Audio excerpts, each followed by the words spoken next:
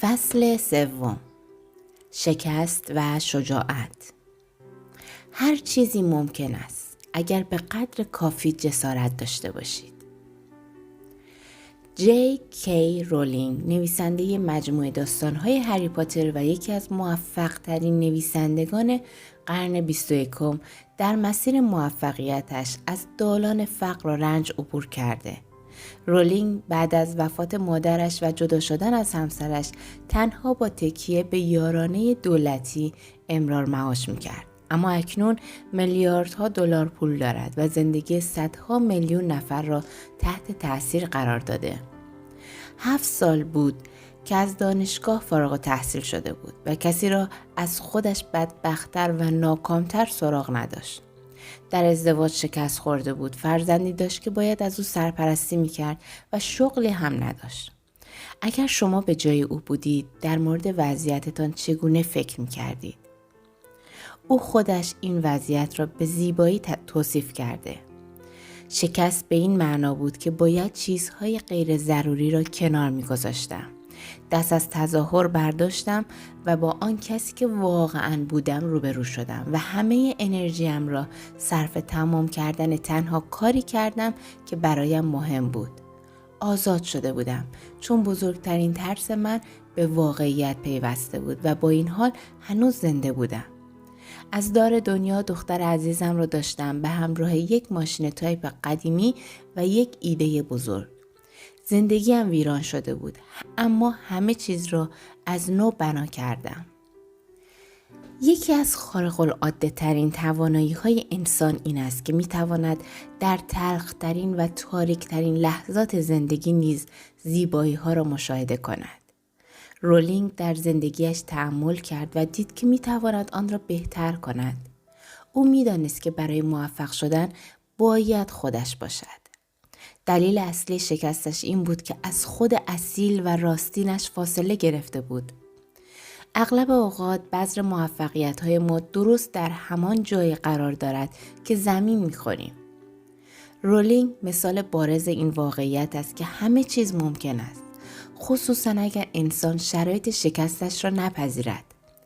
باید به یاد داشته باشیم که شکست‌های ما می‌خواهند چیزی به ما بیاموزند. رولینگ پی برد که اگر همه انرژیش را صرف کار مورد علاقه‌اش کند، می‌تواند موفق شود. بیشتر افراد انرژیشان را در جهات متعددی مصرف می‌کنند و بیش از حد در نقش‌های فرو می‌روند که مناسبشون نیست. اما رولینگ چنین نکرد. او به ایده‌اش ایمان داشت، در جهت این ایده گام برداشت و آن را اولویت اول زندگیش کرد. ترس از شکست نباید شما را متوقف کند. اوپرا وینفری نمونه دیگری است از اینکه ترس و شکست لزوماً انسان را زمینگیر نمی کند. چیزهای زیادی راجع به موفقیت‌های وینفری شنیده ایم. او زندگی انسان‌های زیادی را متحول کرده و با پیگیری عشق و علاقه‌اش میلیاردها دلار درآمد کسب کرده. اما اگر او می‌گذاشت شکست‌هایش تقدیرش را رقم بزنند و اگر او شکست را پایه و بنیادی برای عروج و موفقیت نمی‌دانست، هیچ یک از اینها محقق نمی‌شد. اوپرا قبل از دستیابی به موفقیت کمک مجری اخبار بود، اما او را برکنار کردند چون او به درد تلویزیون نمی‌خورد. مسخره نیست؟ پس چطور توانست آن همه موفقیت را در تلویزیون کسب کند؟ در حال حاضر او نه تنها برنامه خودش را در تلویزیون دارد، بلکه مالک یک شبکه تلویزیونی نیز شده. متاسفانه اغلب اوقات ظاهر فیزیکی ما باعث می شود برخی چیزها را امتحان نکنیم. اما ظاهر اوپرا مانع از پیشرفت او نشد. او به خودش گفت همان کاری را انجام بده که فکر می کنی نمی توانی. شکست بخور، دوباره تلاش کن، بار دوم بهتر انجامش بده. تنها آن کسانی از نردبان نمی‌افتند که از آن بالا نمی‌روند. این فرصت طلایی توست، از آن استفاده کن. حاضرم شرط ببندم که اوپرا هنوز هم احساس ترس و ناامنی می‌کرد، اما اجازه نداد که این ترس جلویش را بگیرد. او می‌دانست چه می‌خواهد و مطمئناً می‌دانست که چرا آن را می‌خواهد. شکست خوردن برای اوپرا صرفاً فرصتی بود برای تلاشی دوباره و برای افزایش مهارت‌هایش. با این وجود بیشتر ما معتقدیم که وقتی شکست میخوریم معنایش این است که از پس آن کار بر نمیاییم و باید دست برداریم. اما شکست نشانه توقف نیست، بلکه نشانه‌ای است که به شما میگوید ادامه بدهید. امواج بزرگتر یعنی شجاعت بیشتر. آموختم که شجاعت فقدان ترس نیست، بلکه غلبه کردن بر آن است. در مصاحبه‌ای با لرد همیلتون، اسطوره موج سواری و از مبتکران موج سواری با طناب داشتم. او حرف جالبی زد. ترس از شکست یکی از این دو کار را می کند. یا فلجت می کند یا قوی ترت می کند. لرد می گفت وقتی احساس ترس می کنی یا می توانی از این کار دست برداری و دیگر خودت را به خطر نیندازی و یا اینکه با استفاده از همین ترس دوباره روی پاهایت بایستی و کارت را ادامه بدهی. او می گفت همیشه وقتی با موج بزرگی مواجه می شوم می ترسم که این موج من را از پا در بیاورد. اما از آنجا که می داند چه می خواهد به خاطر این ترس خودش را مجبور می کند که تلاش بیشتری به خرج دهد. پس ما همیشه حق انتخاب داریم. اینکه تلاش کنیم یا تلاش نکنیم.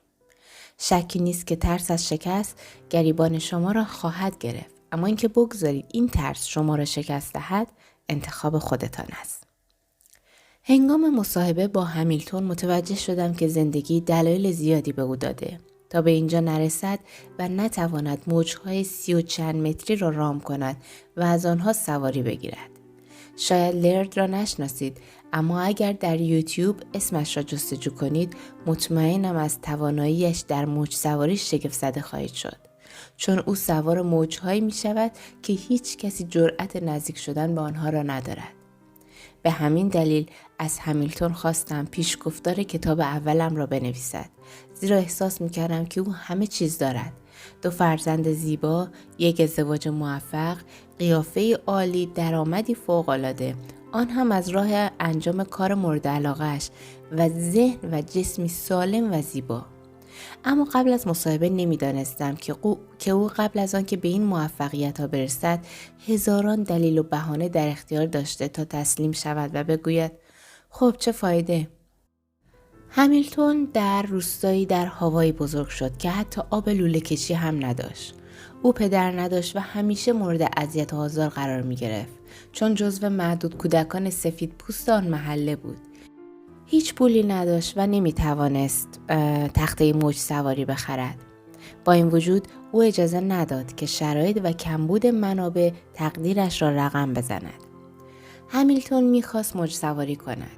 یک روز در ساحل پایپلاین نشسته بود که دید یکی از موج سواران تخته موج سواری شکسته را در سطل زباله انداخت.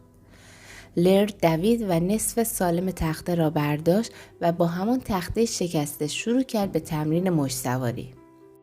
اولین بار بود که این داستان را می شنیدم. راستش شوکه شده بودم. همیلتون ادامه داد: آره جیک، مهم نیست زندگی چقدر درب و داغان است. بالاخره از تو بدترش هم هست. می توانی گریه کنی و بگویی وای من چقدر بدبختم و همه عمرت رو با این اعتقاد زندگی کنی که لیاقت زندگی بهتری را نداری. یا می توانی تصمیم بگیری که اتفاقات را تغییر بدی و زندگی بهتری بسازی.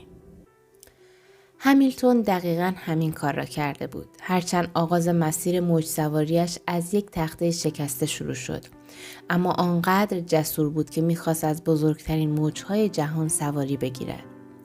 مسیر آسانی نبود. همه اطرافیان همیلتون می‌گفتند نباید دنبال چنین رویایی برود.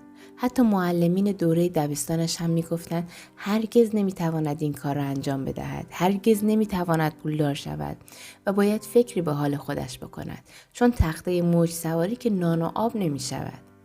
همیلتون میگفت در زندگی میتوانی حرفهای دیگران را گوش کنی یا اینکه برگردی و به حرفهای خودت گوش کنی. اگر به حرف خودمان گوش کنیم، همه این داستانهایی که در مورد دلیل ناممکن بودن کارها به خودمان میگوییم از بین میروند. منطق را کنار میگذاریم و از زندگیمان همان چیزی را میسازیم که میخواهیم. کنار گذاشتن منطق. جورج برنارد شا میگوید انسان منطقی خودش را با جهان وفق میدهد، اما انسان غیر منطقی مدام تلاش می کند که دنیا را با خودش وفق دهد. به همین دلیل همه پیشرفت‌های جهان به انسان‌های غیر منطقی بستگی دارد. چند بار این جمله را خواندم تا منظور واقعی شاو را درک کردم. تفسیر من این است که هر قدر بیشتر زندگی را توجیه کنید و هر قدر بیشتر دلیل بیاورید که زندگیتان چرا این گونه است، دلایل بیشتری پیدا خواهید کرد تا کاری را که می‌خواهید انجام ندهید و جا بزنید. انسان‌هایی که زندگی را مطابق شرط و شروط خودشان شکل می‌دهند، همان‌هایی هستند که شرط و شروط جهان را به عنوان واقعیت نمی‌پذیرند. کسانی که به اهدافشان می‌رسند و رویاهایشان را زندگی می‌کنند، همان‌هایی هستند که اگر منطقی فکر کنند، هزار دلیل دارند که چنین نکنند و هزاران مانع بر سر راهشان قرار دارد.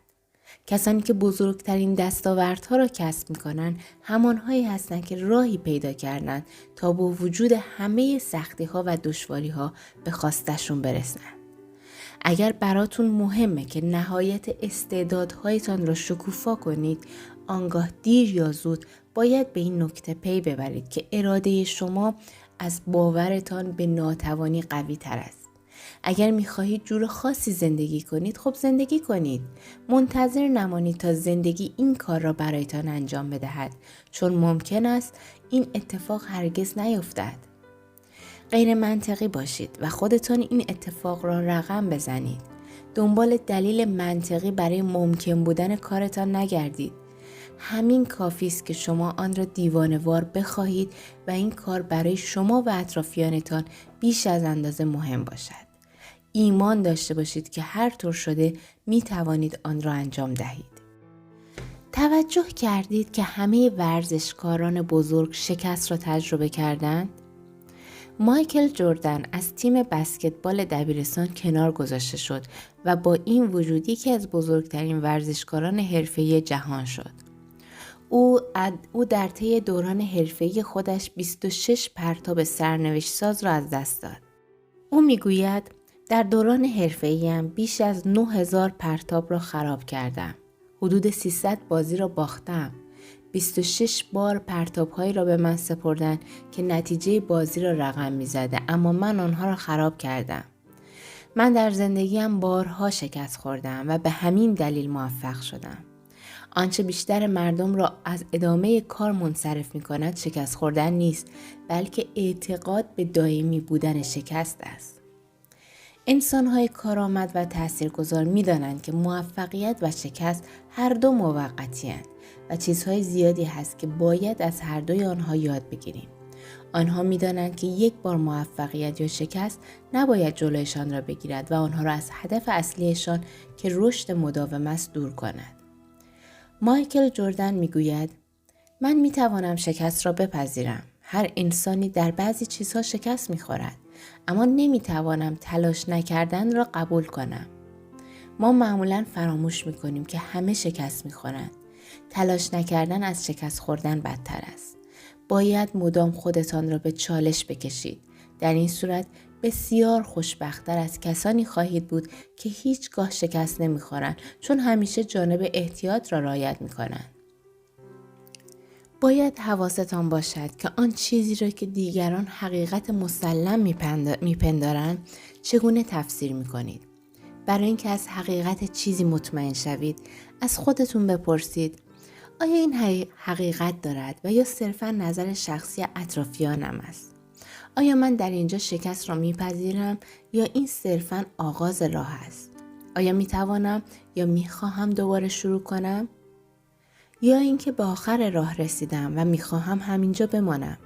آیا من دارم مجازات میشوم؟ یا اینکه صرفاً قرار است یاد بگیرم و برای چیزهای بزرگتری آماده شوم؟ آیا همینقدر برایم کافی است و یا چیزهای بیشتری میخواهم؟ آیا همه تلاشم را کردم؟ به حرفای دیگران و صدای ترسیده درونتان توجه نکنید.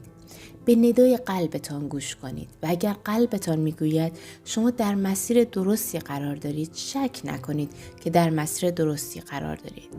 به هیچ وجه برایتان مهم نباشد که کارتان زود به نتیجه نرسیده و آنطور که فکر میکردید آسان نبوده. هیچ چیزی دائمی و همیشگی نیست مگر اینکه خودتان بخواهید. ما نمیتوانیم با شکست مواجه نشویم. درست است موفقیت احساس بسیار خوبی به ما میدهد، اما اگر واقعا میخواهید در زندگیتان به موفقیت‌های بزرگ دست پیدا کنید، باید یاد بگیرید که با شکست‌هایتان با زیبایی و وقار برخورد کنید. همه انسان‌ها گاهی در زندگی احساس شکست می‌کنند. اگر بتوانید بعد از زمین خوردن بلند شوید و تا زمان رسیدن به موفقیت مسیرتان را ادامه دهید، بالاخره به جایی که می‌خواهید می‌رسید. استیو جابز وقتی به 30 سالگی رسید، انسان بسیار موفق، ثروتمند و معروفی بود. ولی از شرکتی که خودش تأسیس کرده بود اخراج شد. او توانسته بود جهان را دگرگون کند و برند معروفی نیز خلق کرده بود. با این حال بعداً او را از شرکتی که خودش تأسیس کرده بود بیرون کردند. او در سخنرانیش در دانشگاه استنفورد گفت: من را بیرون کردند، رسما بیرونم کردند. چیزی که همه دوران بزرگسالیم را وقفش کرده بود ناگهان از دستم رفت و این برایم خیلی ویران کننده بود. من جلوی چشم مردم شکست خورده بودم، اما این شکست نتوانست او را متوقف کند. او این قضیه را به خودش نگرفت. بعداً دوباره از جابز خواستند که به اپل برگردد، زیرا بدون او داشتن شکست می‌خوردند. وقتی برگشت، اپل را به قله‌های موفقیت رساند و فناوری‌های خارق‌العاده‌ای را در اختیار جهانیان قرار داد. اولین کتاب استیو کینگ 30 بار جواب رد گرفت. استیو کینگ بعد از آنکه 30 بار جواب رد دریافت کرد، دیگر امیدی به چاپ کتاب اولش یعنی کری نداشت، اما با اصرار همسرش متن کتاب را به مؤسسات انتشاراتی دیگر ارسال کرد.